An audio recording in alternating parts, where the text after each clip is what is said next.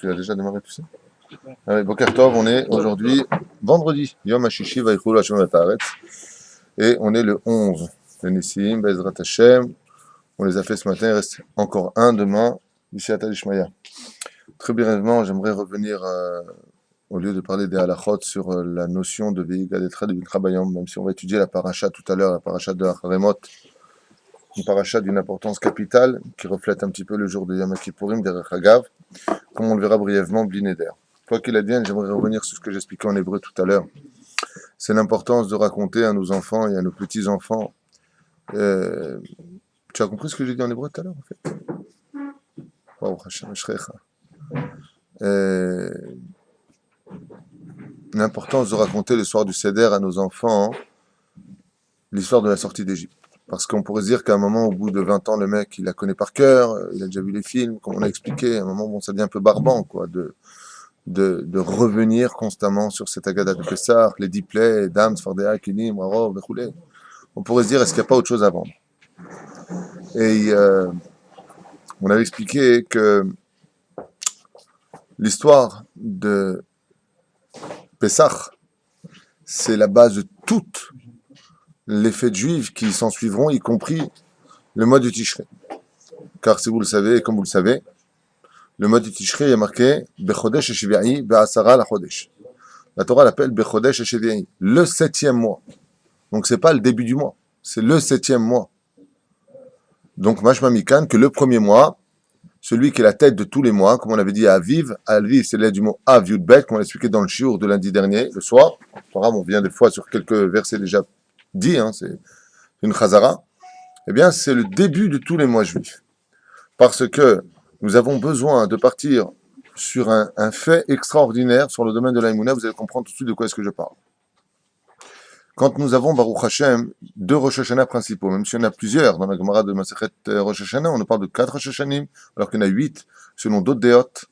Quoi qu'il advienne, si on prend les 2 principaux, qui seront la marloquette entre Rabbi Yoshua et Rabbi Eliezer, savoir quand est-ce que le monde a été créé, il y en a qui disent à Tishrei, il y en a qui disent à Nissan, comme on avait dit. Eh bien, ce qui est intéressant, c'est de voir que celui qui l'emporte haut la main, c'est le mois de Nissan. Et quand on parle du mois de Tishrei, on parle de la création de l'homme. On ne va pas parler de la création du monde. Comme on a dit, le 25 du mois de Elul, le monde a été créé. C'est incroyable, Rabotai. Je sais que j'en ai parlé lundi, mais je reviens encore dessus parce que je voudrais relever un point essentiel qui est à la base de tout le Seder de Pessah. Il n'existe aucun jour de fête pour la création du monde. Le 25 Kaf et Elul, tu dis ça à un juif, qu'est-ce qu'on fait le 25 du mois de Elul? Il te dit mon anniversaire si c'est le cas.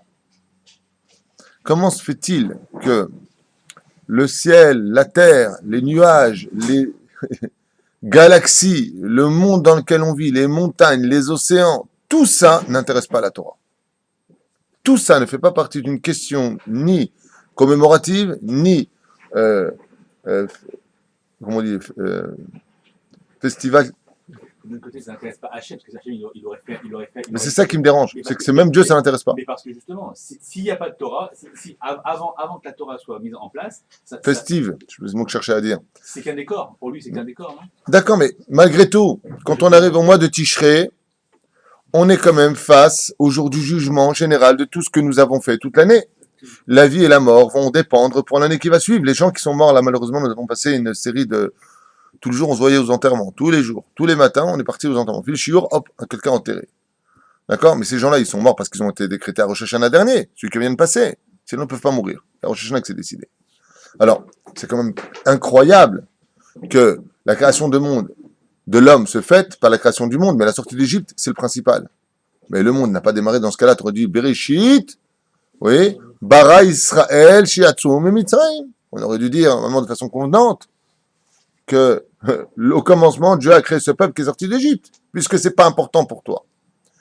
Alors, cette Nekouda-là, puisque je voudrais quand même commencer le shiur sur la paracha de la semaine, c'est une réflexion qui va nous faire comprendre avec une dimension différente et peut-être une effervescence beaucoup plus forte que tous les autres Pessah. J'espère que ce message sera clair. C'est que si dans la Torah, et si dans la Mitzvah Tassé de Horaïta, de raconter la sortie d'Égypte à nos enfants, c'est si important, c'est pour la simple et bonne raison, c'est que la création du monde ne vient pas de l'Aïmouna, elle vient de l'intellect. C'est-à-dire que comme le dit la Gemara au nom de Rabbi Akiva, ou comme le dirait la Gemara au nom de Ankelos, quand il fut arrêté par les envoyés d'Adrianus, qui était son oncle, et allait le chercher. C'est du Sechel. Comment le monde s'est créé tout seul? C'est impossible. C'est impossible. C'est comme si je fais un super beau dessin, disent les sages, et je te dis, le feutre est tombé d'en haut, il a rebondi, il a fait le soleil bien à sa place, les nuages de la même couleur, les machins, le bidule, le chouette. C'est impossible que la Terre soit créée toute seule. C'est impossible. C'est clair, c'est impossible. Donc n'importe quelle personne pourra appeler Dieu le grand hasard, la nature, la force spirituelle, une énergie. Chacun va lui donner un nom. Nous, on l'appellera Elohim. Les Arabes l'appelleront Allah. Les chrétiens l'appelleront la croix. Les autres l'appelleront le régime. Chacun, je parle de Bouddha, chacun va lui donner un nom. Mais tout le monde reconnaît que Dieu existe. Tout le monde reconnaît que Dieu existe. Et la preuve en est, quand vous parlez à quelqu'un de athée, vous lui dites « Pourquoi tu ne crois pas en Dieu ?» Il te dit « Mais si Dieu existait, pourquoi il n'était pas là pour la Shoah ?» Donc c'est pas qu'il ne croit pas en Dieu, c'est qu'il en veut à Dieu. De ne pas avoir dévoilé sa force pour nous protéger. Donc en d'autres termes, tout le monde croit en Dieu. On ne peut pas vivre, comme on le dit souvent, on peut lutter contre lui, ou on peut lutter pour lui, mais on ne peut pas rester sans Dieu. C'est impossible. La nature de l'homme rappelle cela, mais c'est dépendant de l'intellect. Et l'intellect, on n'en veut pas. Et où est-ce qu'est le chidouche? Le chidouche vient du fait, Rabotai, qu'à Pessah, le dévoilement divin était absolument flagrant. Toutes les nations du monde étaient présentes. Tout le monde a vu. Tout le monde a entendu, comme on l'a vu dans le Yoshua. Quand dit Rachav Azona à Yoshua, à Caleb ben Yefune, à Pinchas ben Elazar ben Aaron à Cohen, Kulanu, Shamanu, nous avons tous entendu. Vaishma Yetro, les Goïm ont entendu. Tout le monde a vu. Tout le monde a entendu. Tout le monde a subi. Tout le monde était présent. Donc à partir du moment où tout le monde était présent, tout le monde a vu, on ne peut pas démarrer une autre histoire d'une Emouna, écoutez bien ce chidouche qui part de témoignages oculaires. Car, quand est-ce qu'a été créé l'homme? Sixième jour de la création, Aleph Betishre. Quand est-ce que le monde a donc été créé? Le 25 du mois de Elul, Mashma Mikan, qu'il n'y avait absolument aucun témoin dans ce monde que Dieu a créé le monde. C'est l'intellect qui nous permet de rejoindre la création du monde par la force d'Hachem.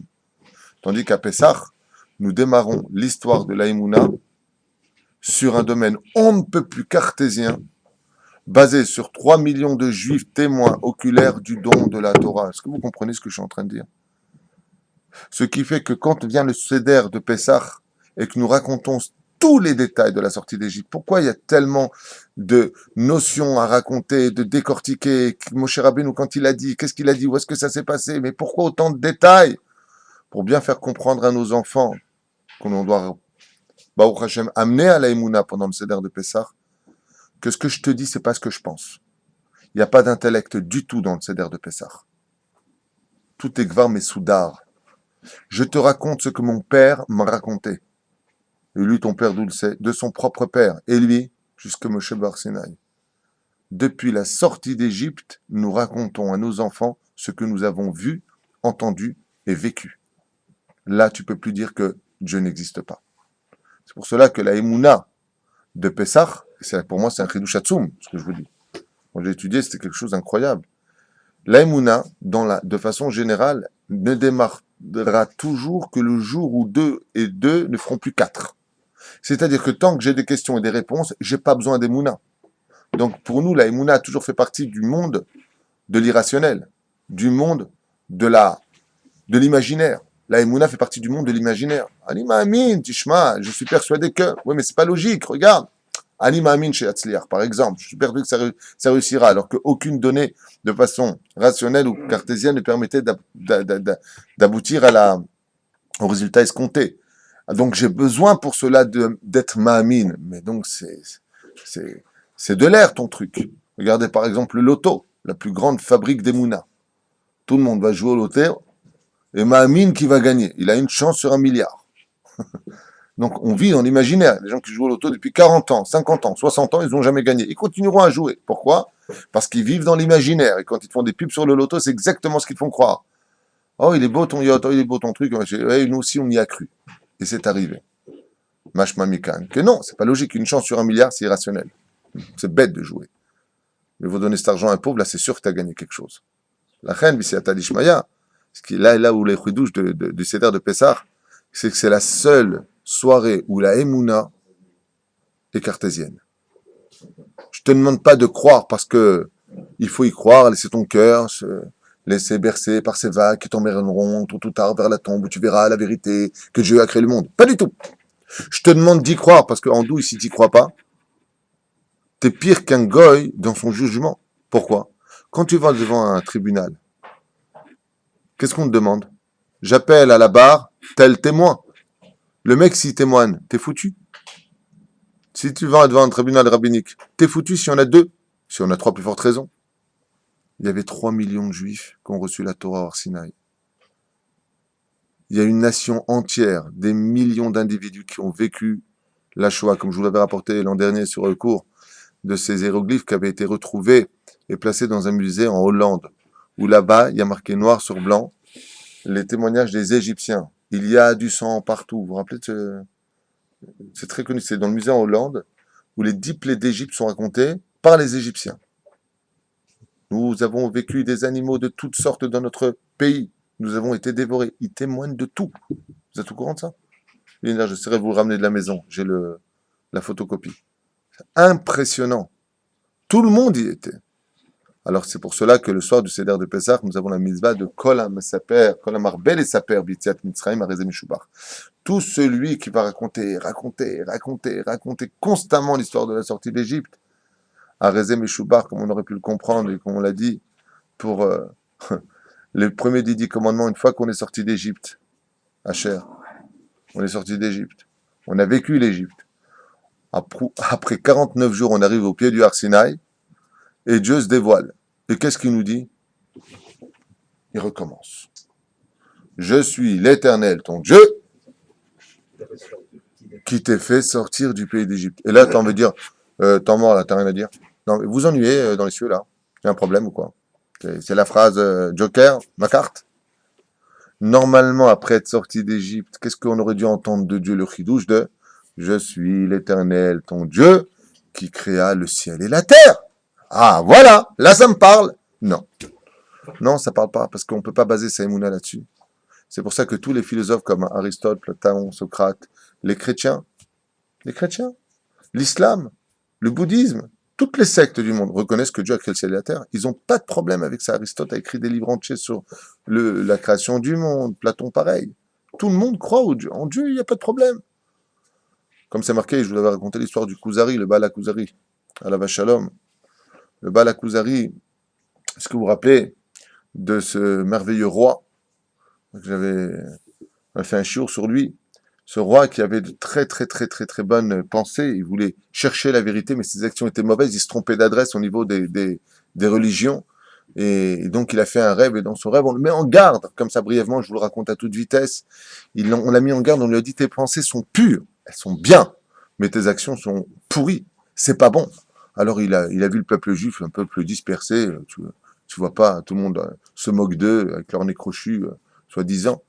Il n'était pas intéressé par ce peuple, ça peut pas être le peuple de Dieu, ça. Alors il a appelé d'abord les philosophes qui sont venus, vous croyez en Dieu? Ils ont répondu oui, bien sûr, quel Dieu? Celui qui créa le ciel et la terre. Et il les a rejetés.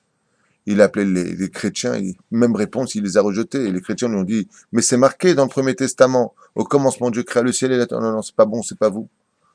Mais quand sont venus les musulmans, pareil, quand sont venus tout le monde, les bouddhistes, tout le monde, il les a tous rejetés. Il dit, non, je sais que c'est pas ça la réponse. La vraie réponse, quand il appelait Rabbi Yehuda Halevi, chef des Juifs de cette époque, il lui dit, quel Dieu vous croyez à vous? Celui qui nous a sortis du pays d'Égypte, celui qui nous a sortis. Les Chachamim lui disent, pourquoi est-ce qu'il s'est converti au judaïsme? Il a dit, ça c'est la vérité. Il dit, parce que tous les autres qu'ils ont racontés, il n'y avait personne pour le voir. Mais le fait de dire, je suis l'Éternel, ton Dieu qui t'ai fait sortir, ne l'oublie pas. C'est pour ça que tous les jours on le rappelle. Quand quelqu'un vient, il n'est pas Mahamine, il commence à remettre en question le monde, on lui rappelle le matin, le soir. Ani Hashem Elokechem, l'Elokim, Ani Hashem Elokechem. Je suis l'Éternel ton Dieu. C'est pas marqué dans la création du monde, je suis l'Éternel ton Dieu. Parce qu'on ne peut pas baser la Emouna sur la création du monde. Et c'est pour cela que la deuxième explication qui est donnée sur le livre du Kuzari, c'est que ce qui a intéressé le roi des Khazars, c'est de comprendre que Dieu s'est intéressé à sa vie. Puisque dans son rêve, l'ange lui dit, tes actions sont mauvaises, mais tes pensées sont bonnes. Mashma, que si tu me parles d'un Dieu qui a créé le ciel et la terre, Ben, apparemment, il n'est pas intéressé par celui qui y vit, puisqu'il a créé, mais il est trop grand. C'est exactement la philosophie de tous les grands. Regardez par exemple dans le monde de la mafia. Quel est le symbole premier d'une mafia? La croix, la chrétienté, la prostitution, c'est la chrétienté. Les pogroms, au nom de la chrétienté. Hitler, le écrit dans son livre Mein Kampf, au nom de la chrétienté, parce qu'ils avaient tué JC. Au nom d'un Dieu qui correspond à un dévoilement de la création du monde. Mais dans le judaïsme, ça démarre de quoi? D'un Dieu qui s'est intéressé à nous. On n'a pas eu le temps de laisser monter le pain. Mais qu'est-ce que tu en as à faire, Hachem, que le pain il monte ou qu'il monte pas? J'en ai à faire parce que vous avez de la toum'a, vous êtes au 49e degré d'impureté. Quand 1 degré, vous restez en Égypte pour toujours.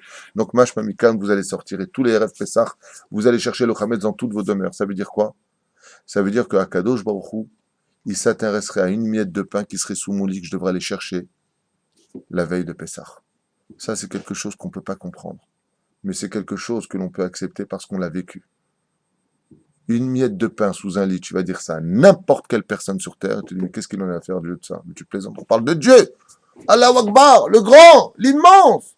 Tu veux dire qu'il va se trouver dans une miette de pain sous le lit, mais ça n'intéresse pas. Si, t'as rien compris. Si. Ta pensée, ta parole, ton action intéresse Hachem dans les moindres détails. La Gemara nous dit jusqu'à ce que tu avales ta salive, ça intéresse Hachem. Pourquoi à ce moment-là tu as avalé ta salive? Parce que voilà, je l'avale parce que j'ai besoin de l'avaler, parce que ça fait partie d'un système de... Oui, mais à Kavana, pas pourquoi tu l'as avalé. Qu'est-ce que tu pensais dans ta tête au moment où tu l'as avalé? Chacune de tes actions, chaque détail au millimètre près, chaque seconde, ta vie défilera devant toi le jour de ta mort pour te faire comprendre que chaque détail aura ou un salaire ou une punition. Et ça, c'est l'histoire de Pessah. Kol Amarbel et sa père Bitziat Mitzrayim Erez Meshubah. C'est ce que dit le Hari Akadosh. Tout celui qui aura sa maison strictement cachère les Pessah, sans aucun doute de Chachash Chametz, la moindre particule de Chametz, que son cœur sera nettoyé de tout le Chametz intérieur, de la haine gratuite, de la critique, du Lachon Hara, du Moti Shemra, Muftach Lo Shelo Yecheta Kol Hashana. On lui promet qu'il ne faudra pas toute l'année. Mais qu'est-ce qu'on a à faire que moi je m'entende pas avec mon voisin Hachem, que je ne l'aime pas, que je pense de lui du mal, mais qu'est-ce que tu en as à faire? Je suis l'Éternel ton Dieu qui t'a fait sortir du pays d'Égypte. Souviens-toi, rappelle-toi et parle-en à tes enfants. Transmets, comme on dit, le lapide. Lapide, c'est la torche de l'Aïmouna à ton fils, qui lui la transmettra à son fils. Et ainsi de suite. Parce que nous sommes une chaîne qui devons transmettre le témoignage de nos aïeux qui étions en Égypte. C'est pour cela qu'on doit tous ressentir en ce jour-là que nous étions nous-mêmes en Égypte. Parce que si c'était de la philosophie, comment tu pourras me donner autant de détails et de midrashim sur tout ce qui s'est passé en Égypte la veille du Shabbat Agadol, où les enfants d'Israël ont attaché au pied de leur lit leur avodazara. De là, on est en train de lui dire, le Bezrat Hashem, le Shabbat Agadol, le 10 du mois de Nissan, c'était hier, c'était le jour où les enfants d'Israël ont attaché les béliers, en d'autres termes les dieux égyptiens à leurs pieds, pour leur faire la shrita. Aujourd'hui, comme on avait dit la dernière fois, il n'y a pas de différence entre Tishrei et Nissan au niveau de la Teshuvah. Elou Yamim Noraim, Elou Yamim Shela Hava. Ce sont des jours d'amour. On va retirer le Chametz de nos demeures, mais ce sont des jours de la Teshuvah par amour. Toutes les Averot deviennent des Srouyot. Tout le Chametz que tu enlèves, Bezrat Hashem, devient Miprinatenu Srouyot. C'est pour ça qu'on le brûle. On le brûle, on refait monter vers Hachem, on remonte nos Averot vers Hachem, lui disant maintenant on les a rendus purs, on les a purifiés Bisiat Alishmaya. Et c'est pour cela que Bezrat Hachem, à partir de maintenant, on doit tous prendre notre Yetzerara, l'attacher au pied de notre lit, lui faire la shrita. Mikol Aprinot, Mikol Amikvanim, l'Achzor Bitshuva Shlema pour la Géoula. On avait l'habitude en Tunisie, ils avaient l'habitude, les Tunisiens, de boire le 5e verre, vous savez ça. Les Tunisiens, c'est 4 coupes de verre plus une coupe de verre qu'on met de côté pour une avis. Ils avaient l'habitude de la boire. Pourquoi? Bon, pas tout le monde a pris ce minag. Ils ouvraient la porte, ils attendaient lui un avis Zachoretov. Une fois pareil, un Pessah, je me suis mis au balcon. Et ma femme m'a demandé, après le céder de Pessah, elle m'a dit, qu'est-ce que tu fais au balcon? Je lui ai dit, attends, le Meler HaMashiach. Elle m'a dit, ah, c'est une mitzvah de le faire. Je lui ai dit, c'est une façon de montrer à Dieu que Bémet, on l'attend. Mais attends, tu l'attends, c'est une chose, mais est-ce que toi, tu es prêt pour le recevoir?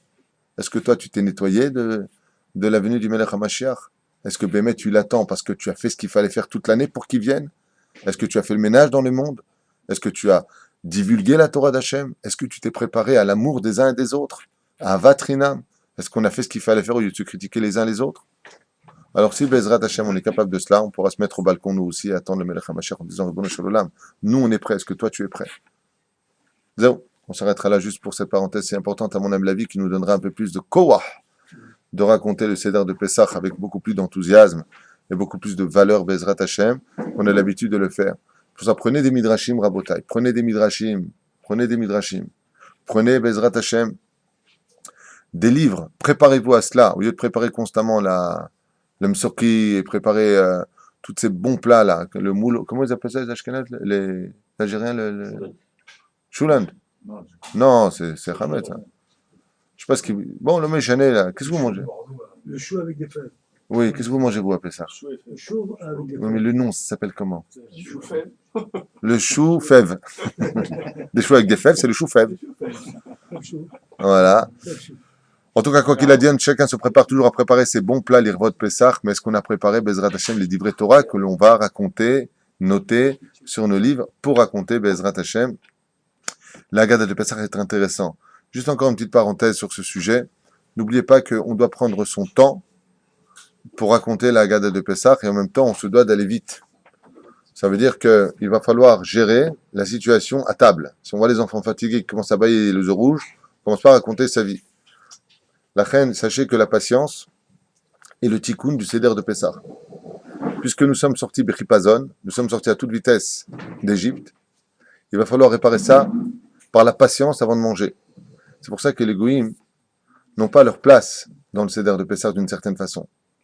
Parce que la différence entre un non-juif et un juif, c'est la patience. Le Ben Ishraï raconte une très belle histoire qui s'est passée et je vous la fais partager avec vous. Je sais plus si c'est le Ben Ishraï ou le Gaon de Vilna, je ne me rappelle pas. Par contre, comme ça, qu'un jour, deux personnes très pauvres, un juif et un non-juif, s'étaient liés d'amitié. C'était lié d'amitié. Et comme ils étaient très très pauvres, ils avaient l'habitude de ramasser la tzedaka ensemble. Partout où ils allaient, ils ramassaient de la tzedaka ensemble. Tu l'as lu dans le livre? Ah, tu connais une blague comme ça? Non, je ne suis pas dans les blagues là. J'aime bien les blagues, hein, mais je ne suis pas dans une blague. Et donc, ils ont décidé ensemble d'aller ramasser de la tzedaka. Et quand ils sont arrivés à la veille de Pessah, le gars, il avait une faim de fou. Et le juif, pareil. Oh là là, comment on va faire? Comment on va faire? Il dit, écoute, on a une chance, mais une chance de ouf. Il dit, qu'est-ce qu'il y a? Il dit, c'est Pessah. Et alors, c'est Pessah, c'est comme chez nous, le vendredi saint. Il dit, non, non, c'est mieux, on fait un tac. Non, non, pas un Pessah. Il lui a dit, alors comment je fais, moi? Il dit, c'est très simple. Avec le peu d'argent qu'on a, je vais t'acheter un Streimel, tu vas le mettre sur ta tête, tu vas jouer aux juifs. Mais je ne sais pas être juif, moi. Il lui a dit, c'est très simple. Ils font comme les poulets dans les synagogues juifs. Ils font comme ça, comme Sarkozy, comme ça. Tu fais comme eux. Quand ils disent Amen, tu dis Amen. Quand ils sourient, tu souris. S'ils te font la tronche, tu fais la tronche. C'est très simple. Il a dit, ah d'accord, et tu te feras inviter, ne t'inquiète pas, les juifs, ils ont le cœur sur la main, tu te feras inviter, et tu vas kiffer ta race. Ah, super. Parce que là, vraiment, j'ai trop faim. Je vais m'évanouir. Je dis, t'inquiète pas, mon pote, on va les avoir. Top. Les deux se séparent. Chacun va dans une synagogue. Ils donnent rendez-vous pour le lendemain soir. Donc le goy, comme ça, qui est habillé en juif, il rentre dans la synagogue. Amen, Yeshua. Ouais, ouais. Il hurle comme ça. Ouais, ouais. Top. Amen, amen. Mort de rire. Je ne sais pas s'il parle du français ou de l'hébreu. Et là, le bedeau vient le voir, il lui dit, Shalom, on ne vous connaît pas, est-ce que vous avez vous faire les fêtes? Il dit, non, non, non, non, non, non, non, j'ai pas. Qui c'est qui veut la misva chez vous, hein? Bon, il y a un richissime comme ça qui vient, tzaddik, qui lui dit, Kevodo, Baruch haba, kol derfin ite veichol. Il dit, ouais, il dit, ouais. Celui qui veut manger, il vient, il mange. Il dit, ah ouais, manger, oui, oh là là, oui, j'aime bien la fête de manger, moi. Top, il rentre avec lui, et là, il voit comme ça, une belle table, il est comme un fou, mais c'est moi le vide, la table. C'est un régime ici, mince. Et là, il commence à prendre le kidouche, et il lève la coupe de vin, et il se met sur le côté pour boire. Il dit, ah, vous êtes sous avant de boire, vous? Il rigole comme ça, il dit, tiens, il est comique celui-là, il boit.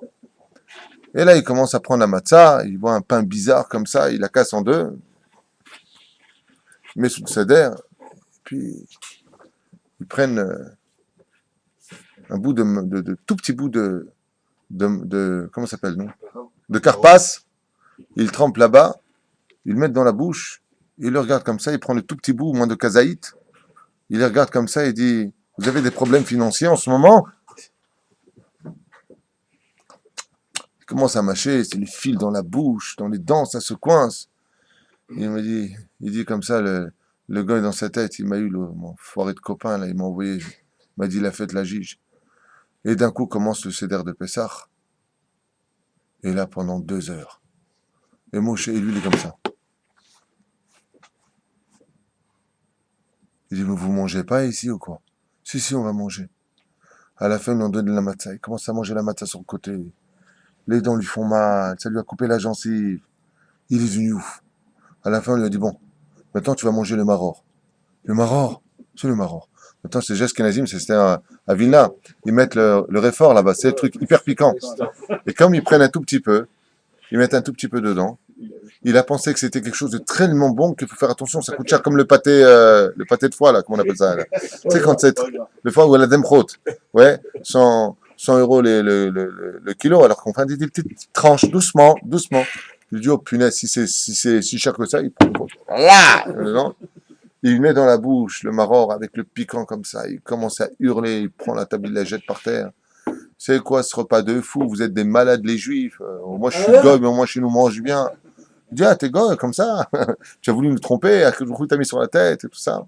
Dès que l'Itsour, il est sorti, non seulement il n'a pas mangé, il a eu mal au ventre avec le réfort qu'il a mangé, le piquant, un truc de ouf. Le lendemain soir, il était fichelé comme ça sur le trottoir, mais fichelé. Et lui, je vient, alors, blondé comme ça, bien, bien comme il faut. Il dit, alors, t'as mangé pour la semaine au moins, hein. Il lui a dit, manger pour la semaine. Il dit, c'était pas mon pote. Mon point, tu l'as reçu sur la tête. Qu'est-ce que tu m'as raconté? C'est quoi votre Pessah à vous? Vous êtes des malades. Il commence à lui dire. Il dit, mais t'as rien compris.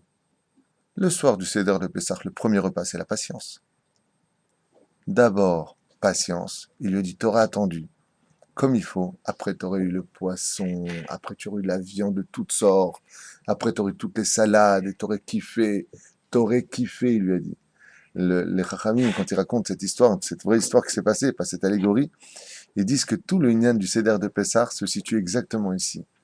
Les Juifs, pendant le Seder de Pessah, ils montrent que le plus grand Yetzirah, vous savez, qui se trouve dans la bouffe. On nous a souvent expliqué que le Yetzirah se trouve dans 3 dimensions selon Rabbi Nachman de Breslev, la nourriture, l'argent et la sexualité. Ce sont les 3 piliers par lesquels le Yetzirah se sert facilement de l'homme. Il dit le soir du Seder de Pessah, on s'est vidé nos porte-monnaies, donc on a fait casser la ta'avat mammon. On n'a pas le droit d'avoir de relation avec son épouse le soir du Seder de Pessah. D'accord? Sauf si, bien entendu, Al-Pi Alacha, c'est le soir de son mikvé, donc dans ce cas-là, oui, ce sera permis. Donc on casse la ta'avat Aïcha. Et de l'autre côté, il va falloir travailler son humilité et sa nourriture. Donc on a hyper faim, on attend, et on attend, et on attend, et on attend, et comme ça. Et on casse la ta'avat de la achila.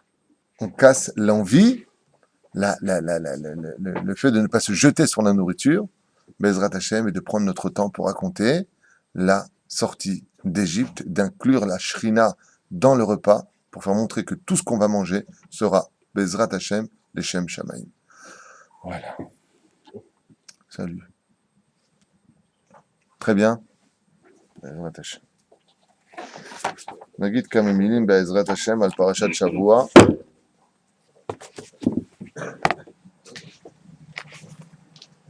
וידבר השם אל משה אחרי מות שני בני אהרון בקרבתם לפני השם וימותו. On l'avait expliqué au nom du rabbi de Lubavitch. Je ne sais pas si on avait déjà fait ce pérouge que j'ai raconté ou pas, mais je le redis pour ceux qui veulent l'entendre, que ici, le rabbi explique qu'il y a une redondance. Il y a marqué Vaidaber Hashem el Moshe achre mot, après la mort des 2 enfants de Aaron. Et on dit à la fin, parce qu'ils se sont approchés, donc l'ifnaim bilifnim, dans le Kodesh HaKodashim, vayamutu. Et le rabbi, que son mérite nous protège, nous dit, pourquoi tu as besoin de nous dire vayamutu, puisqu'ils sont déjà morts? Alors il y a plusieurs explications, je ne vais pas m'arrêter qu'à celle du rabbi, mais il y a d'autres explications qui rejoignent plus ou moins les explications du rabbi. Vous savez que le but principal de ce monde est de travailler la matière pour y installer la shrina. Les étincelles divines doivent se retrouver dans la matière. Comme on a l'habitude de le dire, Kilo ala lechem yevado yichya adam et la alcool metim mipiv. Ce n'est pas sur ce que tu consommeras que tu vivras, mais en y plaçant la kedusha d'Akadosh Baruch Hu, donc la bénédiction sur le pain. Comme on a expliqué maintenant pour le repas, on le réexplique maintenant. Quelle différence y a-t-il entre un juif qui veut manger et un non-juif qui veut manger? De façon correcte et normale, un non-juif mange parce qu'il a faim. Un juif mange pour l'iskot bemitzvot. Tu peux me dire pas du tout, nous aussi on a faim. C'est vraiment du parti pris ce côté-là. Pas du tout. Vous le verrez dans le travail, vous le verrez dans la vie. Combien de fois vous allez manger avec quelqu'un, tu manges du pain? Non, non, j'aurais pas le temps de faire Birkat Amazon. J'ai dit ça récemment à ma mère. Je lui ai dit, maman, tu veux manger du pain? On est parti au restaurant. Et je lui ai dit, maman, je t'apporte Netilat Yadayim. Elle m'a dit, oh là là, j'aurais bien voulu. Mshit, comme elle lit pas l'hébreu, elle lit le phonétique. Je peux pas, j'ai oublié mon Birkat Amazon en phonétique. C'est pas que nous, on mange pas parce qu'on a faim ou pas faim. C'est que ce que l'on va manger, on va l'adapter à notre situation spirituelle. Est-ce que j'ai ce qu'il faut pour pouvoir manger? Est-ce que j'ai pris ma spiritualité avec moi pour pouvoir manger? C'est ce qui explique, bien entendu, la Baal Chassidut, comme il y a marqué dans le Baal Tanya. Bah, celui dit Rabatartonim. Faites-moi un appartement dans le monde d'en bas. Le monde a été créé pour qu'on y installe Hachem. Et le travail est très dur parce qu'on est dans le monde de la boue ici. On est dans le monde du mensonge. Donc c'est dur d'inclure la vérité dans un monde de mensonges. C'est un travail de longue haleine. Et vous avez remarqué que ici, tous les commentateurs nous prescrivent de façon extraordinaire les raisons, comme on l'expliquait la semaine dernière, ou il y a 2 semaines plus exactement, pourquoi Aaron les 2 fils d'Aaron sont morts. Ils sont morts parce qu'ils n'avaient pas émis le Me'il, il y a marqué le Me'il, le, le manteau du Kohen Gadol. Vechen les Chachamim ont dit, d'accord, mais s'il n'y avait pas le Me'il, c'est qu'ils n'avaient pas non plus le Michnasaïm, la Avnet, ils n'avaient pas non plus tous les vêtements, le Choshen du Kohen Gadol. Alors pourquoi on dit qu'il n'y avait pas que le Me'il? Plus d'explications qu'ils avaient données par rapport au Hashonara qu'ils avaient fait, le Me'il fait la réparation du Hashonara qu'ils avaient dit, donc s'ils avaient mis, ils auraient été sauvés. On avait expliqué ça. Mais pas du tout, ça va beaucoup plus loin que cela. C'est que les Chachamim nous disent, ainsi que le Rabbi le rapporte dans son livre, que le Me'il représente l'ensemble qui couvre tous les autres vêtements. C'est-à-dire, quand tu parles du Me'il, tu comprends les autres vêtements qui se mettent au-dessus de tous les vêtements. Le Me'il, c'est le manteau, donc ça se met au-dessus de tous les vêtements. Donc, tu n'as pas besoin de définir le reste, puisque le Me'il vient les comprendre. Et le Me'il, c'est quoi? C'est tout simplement la descendance, la matérialité. C'est le monde, par excellence, que l'on reproche à Nadav Avihu, qui n'étaient pas mariés, qui n'ont pas eu d'enfants, qui n'ont pas sanctifié la matière. Ils étaient totalement spirituels. Ils ont voulu Bekorvatam el Hashem, en se rapprochant d'Hachem, Vayamutu. Et les Chachamim nous disent, justement, ce qui a tué Nadav et Avihu, c'est qu'ils étaient morts avant d'être morts. Et comment ils étaient morts avant d'être morts? Mais c'est très simple. Si le but de ce monde est de vivre pour sanctifier la matière et y installer Hachem, donc le monde social, le monde dans la vie dans lequel on vit tous les jours, le monde du travail, le monde de l'éducation, le monde scolaire, le monde dans lequel chacune de nos actions va avoir des conséquences, eh bien c'est là-dedans que je devrais installer Hachem, comme vous avez remarqué sur les 4 volumes du Shulchan Aruch, le plus épais de tous, c'est lequel? Choshen Mishpat, celui qui parle des lois du travail. Donc le travail fait partie, quand tu vas installer Baruch Hashem une cuisine, et je t'abarre chez Mola, tu peux faire inclure Akadosh Baruch Hu comme faisait Rabbi Elazar à Sandelar chaque fois qu'il, Rabbi Elazar à Sandelar. Il y a marqué dans la Gemara, chaque fois qu'il réparait une chaussure, il dirait Atsom, Ilifne Borolam, que ces chaussures-là les emmènent à la synagogue, que les sandales que je suis en train de réparer l'emmènent étudier la Torah. Mais tu es en train de parler avec la chose la plus basse de ce monde. Vous savez pourquoi les pieds sont si loin du corps, de la tête? Parce que c'est ce qu'il y a de plus tamé de tout le corps humain. Les pieds sont l'endroit le plus tamé qui existe. Azlachen, ils sont les plus éloignés. Et les chaussures sont en dessous des pieds, donc les chaussures sont encore plus tamées que les pieds. Mashma Mikan, Rabbi Elazar Sandelar, quand il frappait les chaussures, qui sont les endroits les plus tamés, comme il y a marqué, Charles et Naalecha, car l'endroit où tu te trouves est un endroit saint, retire tes chaussures. Éloigne-toi d'eux, car l'endroit où tu te trouves est un endroit saint. C'est pour ça que Beth Amikdash n'avait pas de chaussures. Les Kohanim marchaient pieds nus. On lui dit non, non, non. Chaque fois qu'il frappait des chaussures, il faisait faire teshuva. Chamon, on dit, le Segmara comprend qui était Rabbi Elazar Sandelar. Chaque fois qu'il frappait l'endroit le plus bas de ce monde, c'est avec ça qu'il faisait tchouva aux autres. Il n'y a pas plus grand que ça au monde. De prendre quelque chose qu'il y a de plus matériel, de plus insignifiant au monde, et de le mettre au service de la teshuva et de la Torah. Nadav et Avihu, ils n'avaient pas compris ça. C'est ce qu'il aurait reproché. Ils ne se sont pas mariés. C'est la matérialité. Ben Zoma et Ben Azaï non plus ne se sont pas mariés. Comment est parti Ben Azaï? Comme exactement Nadav et Avihu. Ben Azaï, la Gemara nous raconte qu'il s'est, les Midrashim, je crois que c'est marqué dans le Torah de Kohanim, si je me souviens bien, il s'est marié avec Shulamit. Shulamit n'était autre, elle avait 2 noms, Shulamit Rachel, c'était la fille de Rabbi Akiva. Il s'est marié avec elle et il a dû la divorcer. Vous vous rappelez? Pourquoi il a divorcé? Après le mariage, donc il a fait comme la choupa, et quand ils sont rentrés à la maison, Ben Azaï, tout de suite, est parti dans son fauteuil, il a commencé à étudier la Torah, Vetam, Torah Keneget Kulam.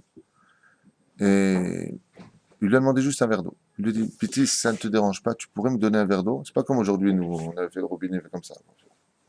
Elle est puiser l'eau. Hein. Elle est partie chercher le verre d'eau. Le temps qu'elle revienne, il était tellement plongé dans son étude qu'elle est restée comme ça avec le verre d'eau à l'attendre. Le lendemain soir, quand il a levé les yeux du livre, il a vu une femme qui était sa femme en train de tenir un verre d'eau près de lui. Il a regardé et lui a dit « Mais qu'est-ce que tu fais là avec ton verre d'eau près de moi ?» Elle lui a répondu « Hier soir, tu m'as demandé un verre d'eau, je te l'ai amené. » Quand il a vu ça, il a pris une feuille, il a appelé 2 témoins, il lui a fait le guet sur place. Il lui a dit « Si tu vis avec moi, tu es en danger de mort. Moi, quand je suis dans l'étude, je suis plus ici. » Quand je suis dans l'étude, il lui a dit « Je suis plus ici. On s'est mariés, on n'a pas fait la mise à de Péri à Vérivia. On n'a pas, c'est pas côtoyé l'un et l'autre. On n'a rien fait. » Aval Ben Azaï, il enseigne quelque chose d'incroyable dans la Gemara. Il nous dit, Ben Azaï, marie-toi le plus vite possible. Ben Azaï nous dit, marie-toi le plus vite possible. Alors Chachamim nous dit, attends, toi tu dis marie-toi vite, et tu t'es pas marié.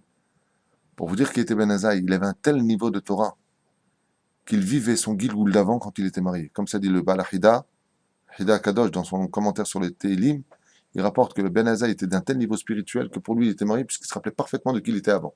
Donc pour lui, il n'était que la continuité d'un mariage. Pour lui, donc en d'autres termes, il était veuf du mariage d'avant. Mais Ben Azaï, malgré tout, il n'a pas sanctifié la matière. Il n'a pas eu d'enfant. Lui-même, Ben Azaï, quand il est monté, comme le raconte la Gemara là-bas, je crois dans les Vamot. Non, c'est pas les Vamot, c'est les Vamot. Je crois que c'est les Vamot. Sa mère, Gibet, Gimel, Moudbet, je crois, je ne me rappelle plus.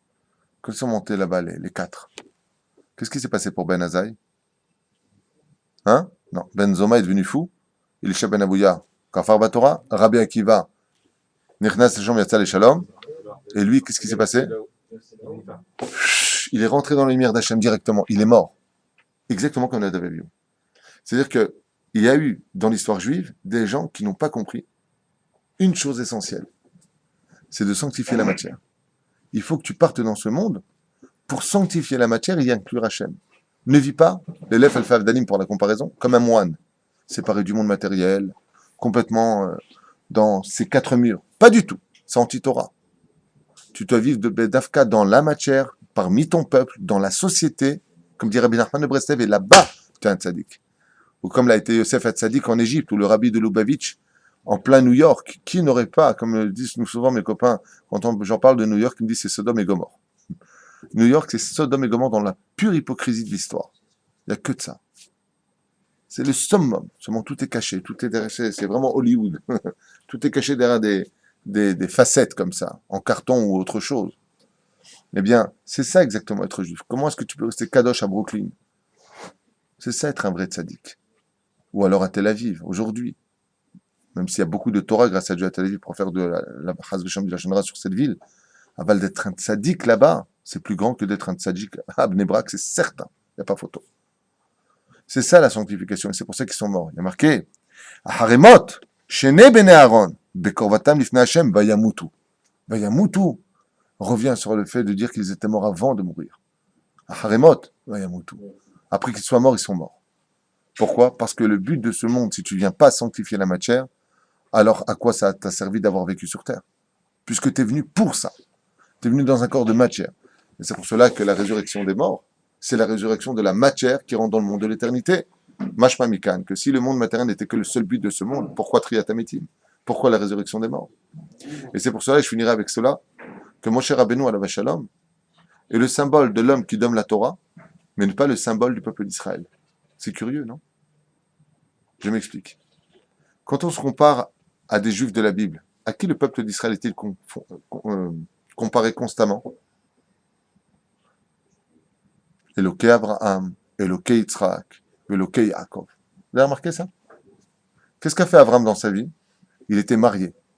Et quand Sarah n'a pas réussi à avoir d'enfant, elle a pris Agar, Agar, une arabe, fille du roi d'Égypte, qui a préféré être une servante chez un juif. Donc faites attention, filles d'Israël, quand vous allez avec des arabes. Vous qui êtes des reines dans ce monde, ne faites pas le chemin inverse de Agar, qui était fille de Pharaon, et qui a dit, comme ça disait Chachamim, Agar qui était princesse d'Égypte, donc arabe dans son origine, qui vient Chol. Je préfère être une servante chez les Juifs que la reine du monde.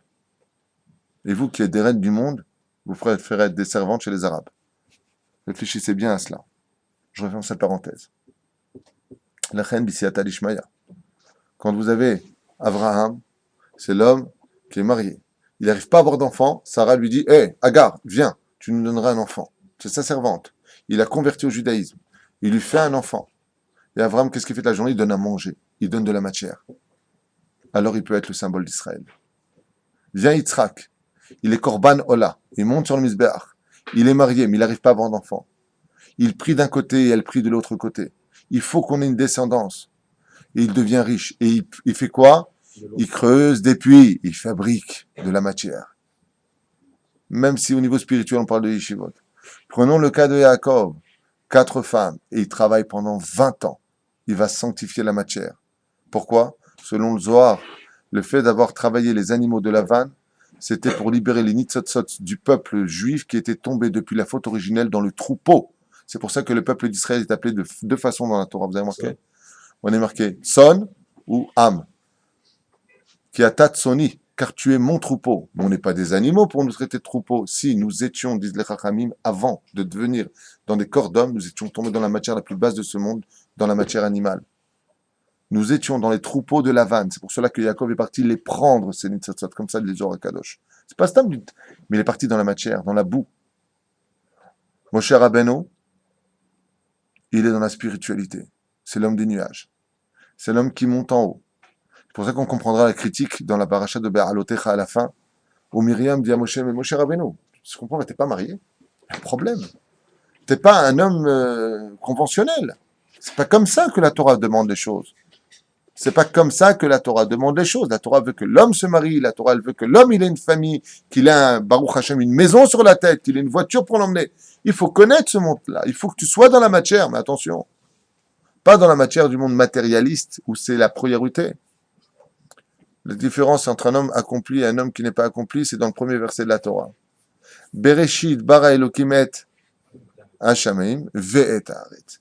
Au commencement, Dieu créa le ciel et la terre. D'abord, j'étudie la Torah, d'abord, j'étudie la spiritualité, ensuite, je peux aller travailler, ensuite, je peux travailler la matière. Mais il y a des gens qui ont écrit leur Torah, hein, et c'est pour ça que tout leur Torah, Torah est faux, parce qu'ils ont écrit Bereshit bara Elokim et haaretz ve'et Hashameim. D'abord le monde matériel, après le monde spirituel. Donc, si tu as inversé les autres, machma que ton corps est devenu plus important que ton âme, tu vas plus t'occuper de ton corps que de ton âme, résultat des courses, tu es un rachat. Qu'est-ce que c'est un rachat? C'est celui qui a travaillé d'abord pour le monde matériel et ensuite le monde spirituel. Et vous le verrez tous les jours de la vie. Tu viens étudier la Torah, non, j'ai pas le temps, j'ai des rendez-vous. Mais si tu as des rendez-vous toute la journée pour acheter plus de maisons, plus de voitures, pour plus te nourrir, ou simplement travailler pour te nourrir, si tu t'es occupé tellement de ton corps, mais qu'est-ce que tu feras de ton âme? Et c'est pour ça qu'ils sont morts, eux. Et c'est pour ça que mon cher Rabbeinu alav Shalom ne pourra jamais être le symbole du peuple juif. Il ne l'est pas. Il est celui qui transmet la Torah, et le tikkun de Moshe Rabbeinu, justement par rapport à cela, devient celui qui sera dans chacune des âmes juives, puisque chaque chose que nous dirons dans la spiritualité sera compris dans l'âme de Moshe Rabbeinu. Chacun de nous sommes composés de ce que nous sommes et d'un etzotz de Moshe Rabbeinu. Nous sommes tous un etzotz de Moshe Rabbeinu. Puisque Moshe Rabbeinu n'a pas concrétisé sa famille, sa descendance quelque part, même si on sait que par la suite, grâce à Gershon et Eliezer, ses deux enfants, naîtra plus tard Rabbi Eliezer et Gadol, puisque c'était sa prière, malgré tout, c'est pas l'homme de la famille. Il n'y a pas Moshe et Séphora. Il y a Abraham et Sarah. Il y a Yitzhak avec Rivka. On en a souvent parlé. Mais il n'y a pas Moshe et Séphora. Et Séphora, d'ailleurs, lui reprochera. Tu es un époux de sang. C'est pas l'homme de la matière. Nadav et Avihu b'siyata d'Ishmaya sont les gens par excellence qui vont suivre ce chemin-là, qui vont symboliser ce chemin-là. Et c'est pour cela que le jour de Yom Kippourim, on lira la mort de Bédé et Aaron. Maïnaf Kamina de lire leur mort, pour te faire comprendre qu'à Kippour, le jour du renouvellement du cycle de la vie, du grand pardon pour l'homme, on vient lui dire que son plus grand péché, ça a été quoi? De ne pas avoir sanctifié la matière, de ne pas avoir sanctifié les goïms. Souvent, dis-moi pourquoi les goïms, je parle des goïms. Pourquoi ne pas avoir sanctifié les goïms? Pose-moi la question, d'où tu as une preuve de dire une telle chose pareille? Vas-y. Dis, tu as une preuve de dire une telle chose. Tu as une réponse? Allez, dis-le. Où est-ce que c'est marqué? Vas-y, mon chéri, t'as une réponse? Abraham, Où tu l'as vu? Où tu l'as vu? Or la goyim, c'est quoi ma question? on a dit pourquoi est-ce qu'on lisait la mort justement de Nadav et Avihu, qu'on ne vient pas servir Hachem comme on veut. Euh, L'approche avec Hachem ne se fait pas comme toi tu le veux. Il y a tout un céder à suivre. D'abord, tu te nettoies, sourmera, va c'est tov, et donne-toi du mal, après tu fais le bien. Et j'ai expliqué que le jour de Kippour, ce qu'on reprochait à l'homme, justement, c'est de ne pas avoir sanctifié la matière jusqu'à même les peuples des nations du monde. Et je vous demande une preuve de Kippour pour cela. Bon, on n'a pas le temps. Ça se passe à Mincha. Encore souffrant, tu as de la chance parce que tu viens de l'avion là maintenant. Avec Yona, on a vu. Ben exactement. Qu'est-ce qu'on lit à l'Haftara de Mincha? Le livre de Yona, le prophète qui devait faire Teshuvah aux nations du monde. Et c'est ce qu'on lui reproche. Il dit quoi? Ta lochas al esrim mea ve'esrim elef briotai. Tu ne prends pas en pitié mes 120 000 créatures. Tu peux pas leur faire Teshuvah? Tu veux pas aller les voir? Donc qu'est-ce qu'on reproche à Yona le jour de Kippour qu'on lit? C'est le jour où on lit Yona à Kippour. De ne pas avoir sanctifié pas simplement la matière, l'égoïme. C'est le but du monde. C'est pas simplement sanctifier la table sur laquelle je vais manger. C'est pas sanctifier simplement le standard sur lequel je vais étudier. Ce n'est pas simplement sanctifier les feuilles de bois qui ont créé ce livre qui deviennent Kodesh. C'est même sanctifier les nations du monde. C'est le but de notre existence. Et c'est pour ça qu'à Kippour, on fait tchouva jusqu'à Yona, jusqu'aux nations du monde. Est-ce que j'ai été un kiddush Hashem vis-à-vis des goïms? Est-ce que je leur ai mis de la lumière dans leur vie à eux? Parce qu'ils ont besoin d'exemples. Ils ont besoin de comprendre. C'est pour ça qu'ils sont morts. C'est pour ça qu'ils sont morts. Parachat de Acharemot. Acharemot, Kedoshim. Seulement, après quand tu meurs, où là-bas il n'y a plus du tout de matérialité, alors vient la parachat de Kedoshim. Mashma Mikan, que quand une personne est décédée de ce monde, c'est qu'il a fini de sanctifier la matière. Donc, puisque tu as fini, on va ranger ton corps dans une armoire, ça s'appelle la tombe. Et ton âme, elle monte.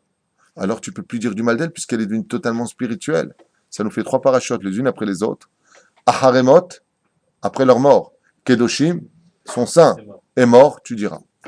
On ne peut plus dire de mal d'un homme qui est mort. Aharemot, Kedoshim, est mort. Après leur mort, ils sont tous kadosh. Tais-toi.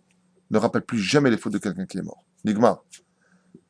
Comme ils disent les Tunisiens. Comment ils disent? Smah. Nigmar Asipo. On ne rappelle plus rien. Sanctifier Bezrat Hashem la matière.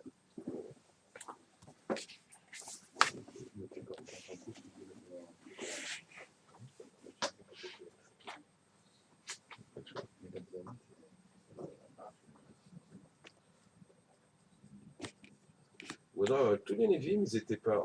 On a l'impression que tous les Névim, ils n'étaient pas mariés. On n'en parle pas de tous les Névim, Shmuel et Navi, on ne parle pas de leur quelque chose de mariage. On peut voir qu'Eliaou et Navi, c'est la suite de C'est pour ça qu'on a 48 Navis sur les 1,5 million, 2 millions de prophètes qui ont existé, donc on en dénombre. Il y a les 12 petits prophètes, les 3 grands prophètes, mais on en dénombre dans le Tanakh 48, d'accord, qui feront leur apparition. Et 7 Neviot, 7 prophétesses. Le fait que la Torah ne nous parle pas de leurs femmes ne veut pas dire par là qu'elles ne sont pas importantes.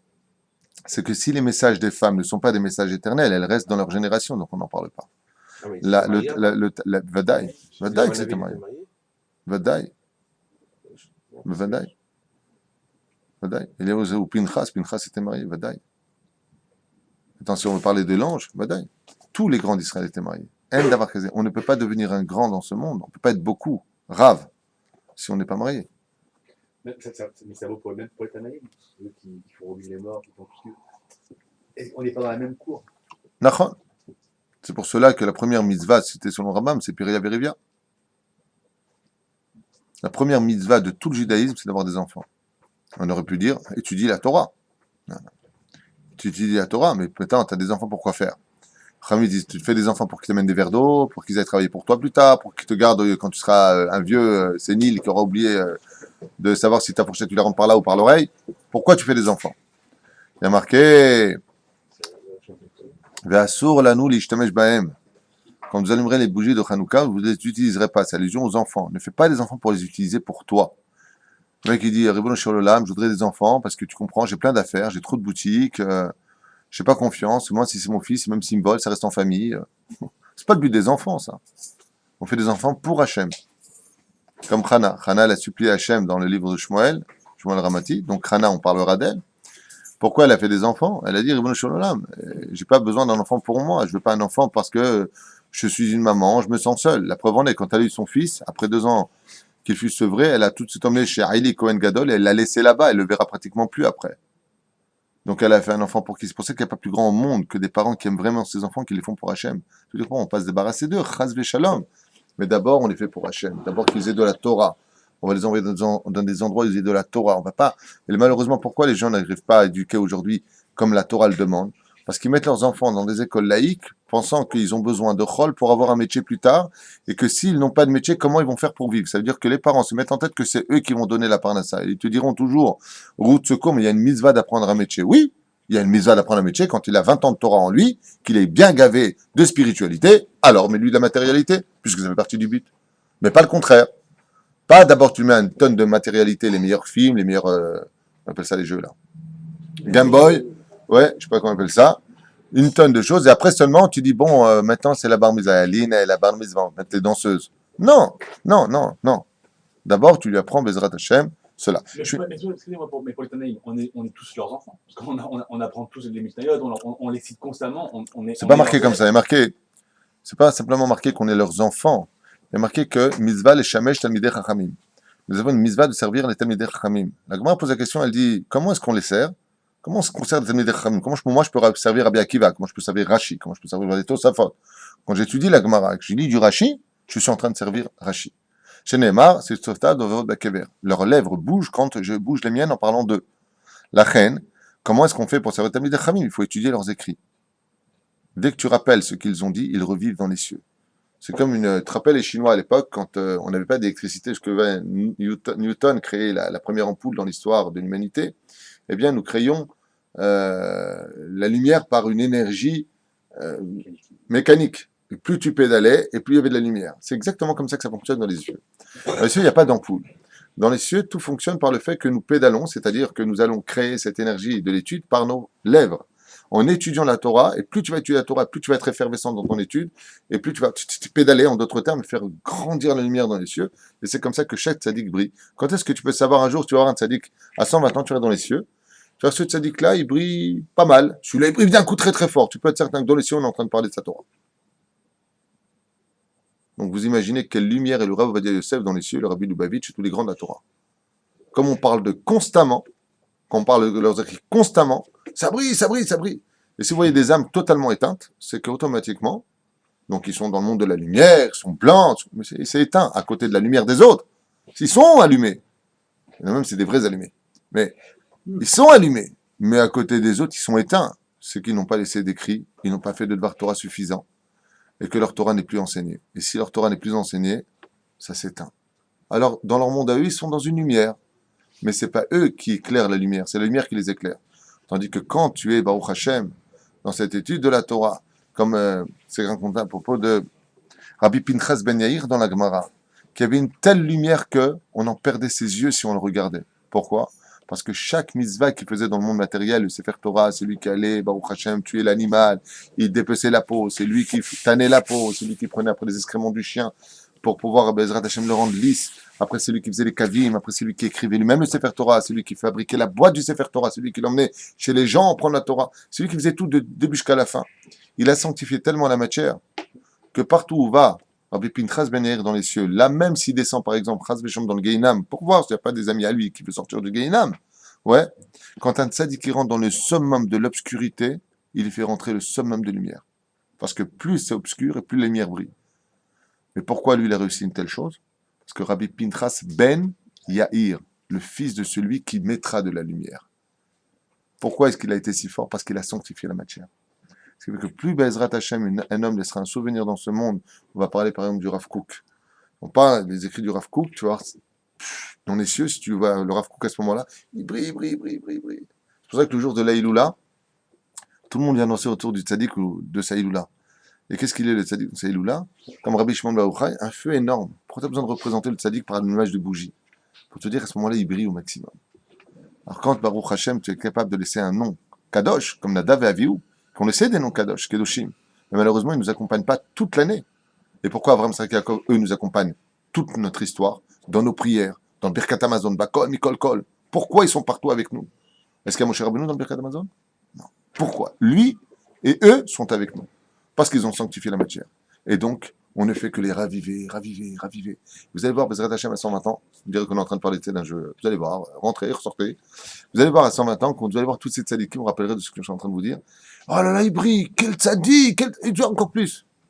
Plus on parle d'eux dans les cieux, les Shem Shamaim au nom d'Hachem, et plus leur nom et leur âme brillent, brillent, brillent. C'est ça le monde futur. Alors quand on arrive devant le roi des rois, Baruch Hashem, lui, c'est pas une énergie, c'est pas une lumière, c'est celui qui nous permet de penser qu'on peut lui ressembler. Kol Tov. Shabbat Shalom. חזק וברוך. שבת שלום.